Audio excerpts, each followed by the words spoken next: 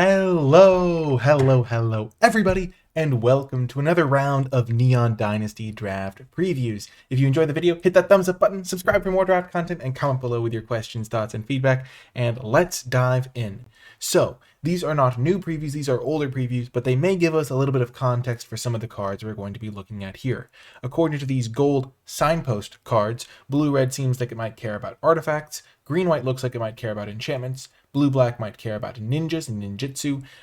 Captain indicates that red-white might care about creatures attacking alone. Gloom Shrieker, a little bit harder to guess, but maybe black-green cares about the graveyard. And then black-white looks like it cares about having both an artifact and an enchantment in play at once. Now, you notice I say it might care about these sorts of things because sometimes the set mechanics aren't really what the deck ends up being about. Sometimes it looks like the deck is going to be like a token deck, and then it ends up just being a normal beatdown deck or something of that nature. But these are some general guidelines we can have as we look at the cards. And speaking of guidelines, we have another gold uncommon to look at first, and that is Prodigy's Prototype. So 3 mana for a 3/4 vehicle. So it doesn't start out as a creature, but it can become a 3/4 for just 3 mana, so that's good stats. Let's look at the crew cost. That's always the big part with this sort of card. Crew 2, and that's a relatively low number. Most of your creatures are going to have 2 power, and if you're putting this in your deck, you probably should make sure your creatures have 2 power. And then this is got an extra ability of whenever one or more vehicles you control attack, so it doesn't have to be this one, it creates a 1/1 colorless pilot creature token with this creature crew's vehicle as though its power were 2 greater. So it can crew vehicles up to crew 3. It can crew this vehicle, which is quite nice. And so this kind of starts spawning extra 1/1s if you are attacking with it, which is nice. And those 1/1s can crew it. So seems like a nice card to have in your deck. If you play it on turn 3 and have an attack available on turn 4, then you just start spewing out 1/1s. If you have some evasive vehicles like flyers or things like that, it works really well. Also, because it doesn't have to be a creature for it to trigger this ability. So this card looks really nice, and it kind of tells me that blue-white might care about vehicles, which I was kind of getting that vibe anyway because of some of the cards we had seen up to this point, but now we get to start seeing that theme developed a little bit more. And the next card develops it quite well with Born to Drive. The main part of this card is the channel, where you get 2 1/1s, and because you can channel at instant speed, you basically have 3 mana for 2 1/1s at instant speed, which is already a pretty solid card. It's not the greatest card, but it does have some upside potential, and it's a card that has seen play before in the past, usually with some extra upside tacked on. And the extra upside here is that you do have the option of enchanting a creature or a vehicle, and or when you're enchanting an artifact, you're generally enchanting a vehicle if you're going to be using this, and it gets +1/+1 for each creature and or vehicle you control. So at the baseline, it's getting +1/+1. And it can get more than that if you have a lot of creatures in play. So generally, I think this card is going to be good in the vehicle decks because having 2 creatures that can crew your bigger vehicles is quite nice. And they can combine. So if you have like a crew 6 vehicle, then you can use these 2 1/1s to crew it because the creature crews as though its power were 3, so it can like combine for crewing, which is quite nice. But I don't think it's really going to find that much success outside of vehicle decks because you kind of want that crew text to be relevant, because just getting 2 1/1s for 3 mana, even if it is instant speed, isn't necessarily that good.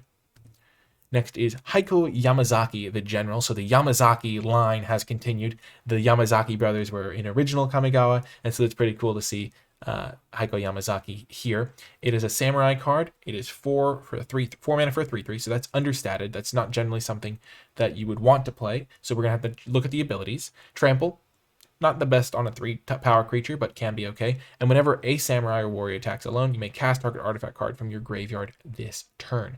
So it works well with equipments, it works well with artifact creatures, it works well with artifacts that you can potentially sacrifice, or other ways to sacrifice artifacts. You do have to cast the artifact, so you need the mana, and you need a samurai or warrior attacking alone. This could be the one that triggers it, but it can just be another creature as well. So maybe if there's an evasive samurai or things like that, that could work out quite nicely. It looks like a little bit of a build around. You want to make sure you have artifacts and you have samurai.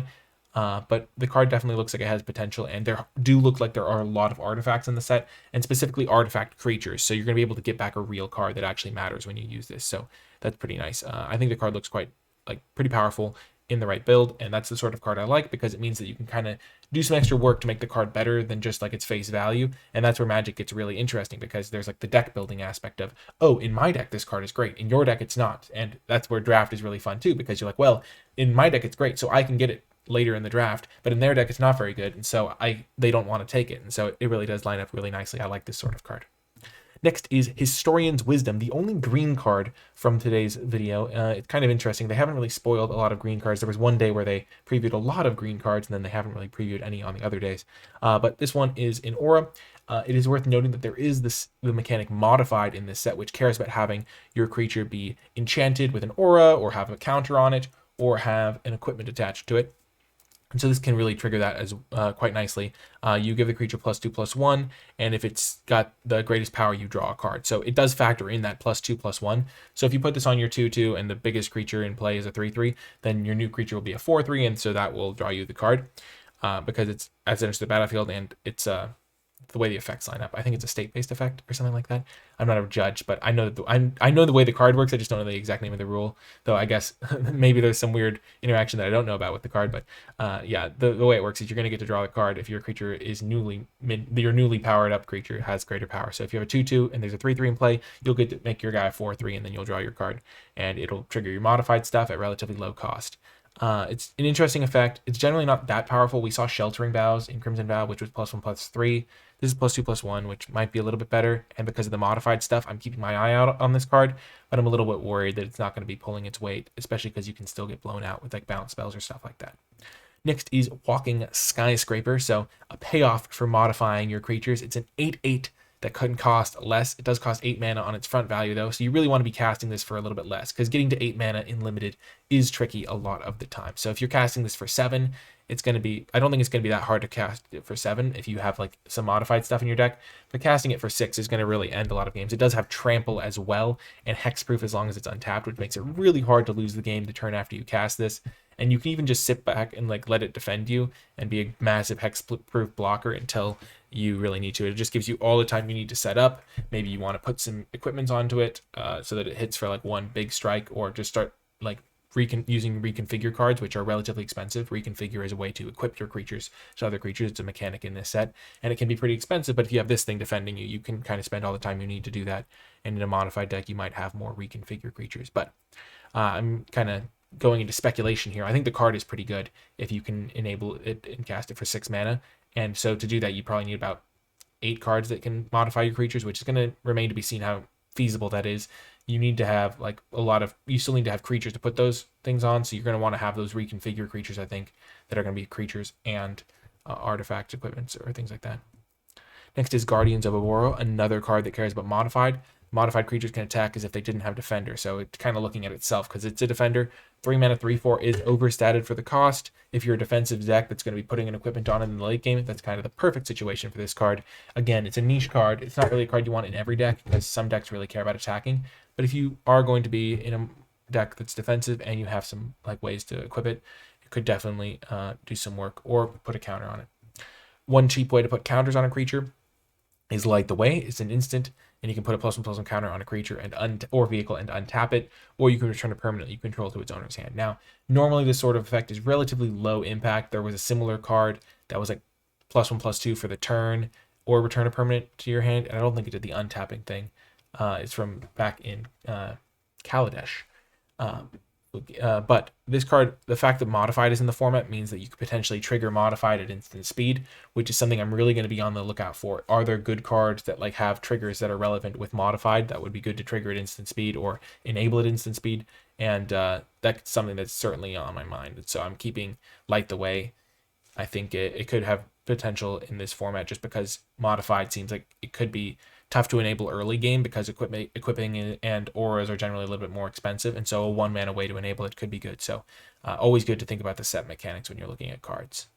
The next card is Inkrai's Infiltrator. So this card really makes me think of the ninjutsu mechanic because it's a 2-drop that has flying, and that means it's going to be hard for your opponents to block early in the game. You can pump it once the game goes on, but it's not super efficient to do that. And a 2 mana 1/2 flyer is also not the best card. I think that generally this is only going to be at home in the ninja decks, which again is nice because it's a good enabler for those decks and not like devastatingly powerful, but it does help set you up. And it's the sort of card that can perform really nicely in the right shell, and you can potentially get it late for your ninja deck. Next is Moon Circuit Hacker, a ninja card. It only costs a single mana to ninjutsu it into play. It's an enchantment creature, which could be relevant for enchantment synergies, and it you get to loot. So draw a card, discard a card when it hits your opponent. But if it enters the battlefield this turn, you draw a card. So it's pretty nice because it immediately replaces itself, but then it only loots after that. So it doesn't really snowball the game. It's like a 2-mana 2/1 that can. It's like a 1-mana 2/1 that drew a card and returned one of your creatures to your hand. If it does ninjutsu, if you don't ninjutsu it, it still is going to get you to loot if it hits them, but it's not going to like start snowballing you and drawing you cards.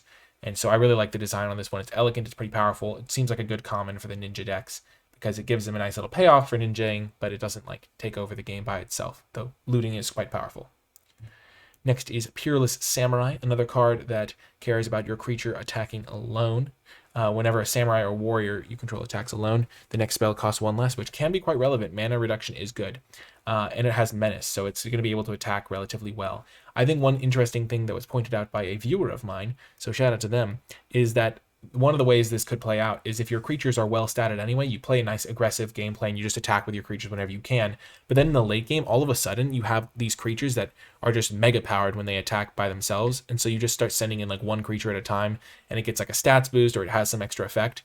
And so all of a sudden, your aggro deck doesn't run out of gas because now that they've brickwalled you with a big blocker or something, all of a sudden you're able to punch through that brick wall with just like all of these cool triggers on your samurai. So keep a lookout for that sort of like gameplay strategy. The samurai that have like good stats or decent stats seem like they could potentially fit into that sort of game plan.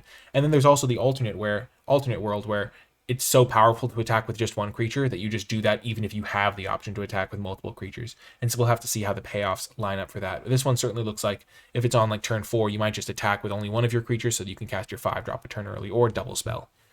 So that's pretty nice. Next is Nezumi Blade Blesser, a rat samurai in black. So normally most of the samurais we've been seeing are in red white, and so having a black samurai means there could be some cross color synergy potentially. It has Death Touch if you have an artifact and Menace if you have an enchantment. So again, playing into that black-white theme of having a enchantment and an artifact. And Death Touch and Menace are one of the better mechanics because if they have to double block it, it's going to kill 2 creatures and be a 2-for-1. So actually really powerful to enable both. Getting the Death Touch I think is more important though because that's just a more powerful mechanic. It lets it trade with like 6-drops and stuff like that. So I think having artifacts in play is going to be nice for this one, but it really does play out well if you can have an artifact and an enchantment. So keep an eye out for artifact creatures, enchantment creatures, and then random artifacts and enchantments as well. Next is Sunblade Samurai, another samurai. It's an enchantment creature, so keep that in mind. Enchantment creature could be relevant, or it could be a downside if there's enchantment removal everywhere. So enchantment removal as in spells that kill enchantments. It has Vigilance, so 5-mana 4/4 Vigilance. It needs some help, but it does have a nice channel ability. You can discard it to search for a plains and put it into your hand and shuffle. So, and then you gain 2 life. So it essentially has plains cycling, which is a really powerful mechanic to have on a expensive creature because in the early game, if you need to hit lands, you can get rid of it and get your lands. And in the late game, when you have enough lands, you can play it, and it's a reasonably sized body. And so I think that that's a really nice combo. Adding the 2 life is pretty nice as well because you never know when 2 life is going to come in handy. And overall, I think the card is just a great design, just like rock solid. It is a 5-drop, so you don't want to put too many copies in your deck, but it just seems like the sort of card that like you're never that unhappy to run. It's a samurai for those synergies, an enchantment for those synergies, and overall just seems like a pretty good card. I'm excited to see how it plays out. Next is Reality Heist. This one I don't think is going to play out particularly well unless you have like a really specific deck. 7 mana is a lot, even if it is going to cost a bit less. And the fact that it only draws you artifact cards is a problem, I think, because looking at the top 7 cards of your deck, one of the ways you can do it is if you have, like if you're going to draw a single card from your deck, for every 4 copies of that type in your deck, you have 10% chance because 4 out of 40. So you have a 40 card deck unlimited, you have 4 out of 40, that's 1 in 10. And so if you are drawing 1 card and you have 4 copies of it, you have a 10% chance of drawing that sort of card. And so if you're looking at the top 7 cards, it's like roughly double 4. So if let's just say you have 10 artifacts in your deck, geez Louise, every time I do this, the math is super simple, but I just like confuse myself by talking about it. But again, it's not that complicated of math, but you just need to have a ridiculous number of artifacts in your deck. And then you have to have like this not cost 7 because casting 7 to draw 2 spells isn't going to be good, even if you have a lot of card selection with them. So yeah, Reality Heist, not the greatest card. Also, somebody do the math for me in the comments right now. I could do it myself, but I'm in the middle of this talking through the cards and I don't want to mess it up on camera and also don't want to confuse people because I don't have it like written out. But somebody do the math in the comments and I would appreciate that. Or yeah, just I've done this math before. It's just I don't want to just talk through it because it'll just confuse people. Next up is Enormous Energy Blade. I love the flavor of this card. Also, the artwork's pretty funny. Heavy, maybe for you, good flavor text. It's 3 mana. It gives +4/+0 as an equipment, and it only costs 2 to equip, which is pretty massive. +4/+0 turns any of your creatures into like a monster threat, so like even a 1/1 becomes like a must-answer threat. But when it becomes attached to a creature, you tap that creature. So it's kind of problematic in the way that it plays out.